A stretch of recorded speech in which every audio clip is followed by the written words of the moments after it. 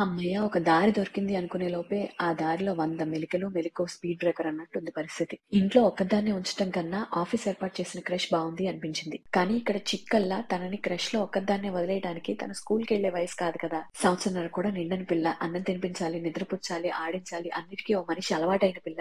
అలాంటప్పుడు క్రష్‌లో తనతో పాటు మా కేర్ టేకర్‌ని కూడా ఉంచటం అవసరం అనిపించింది. దానికోసం ఇప్పుడు మళ్ళీ నేను ముగ్గురిని ఒప్పించాలి. మా కేర్ టేకర్‌ని, ఆఫీస్ వాళ్ళని, ఆ స్కూల్ క్రష్ వాళ్ళని. ముప్పు తిప్పలేమీ పడకుండానే ముచ్చటగా ఒక మాటతో 2 మెయిల్స్‌తో ముగ్గురిని ఒప్పించగలిగాం. హమ్మయ్య! మొత్తానికి చిక్కుముడి ఒక కొలిక్కొచ్చింది అనుకుంటాం గానీ, అంత బుజ్జిది పరాయి చోట్లో అంతసేపు ఉండటానికి ఇష్టపడాలి, అంతమందితో మింగిల్ అవ్వాలి, రోజూ అదే రొటీన్‌కి అలవాటు పడాలి. ఈ విషయంలో మాత్రం ఉమ్మడి కుటుంబాల్లో పెరిగే పిల్లలు ఎంత అదృష్టవంతులో కదా అనిపిస్తుంది. అత్తగారిల్లు దూరంగా ఉండటం వల్లే కదా ఈ కష్టం అంతా.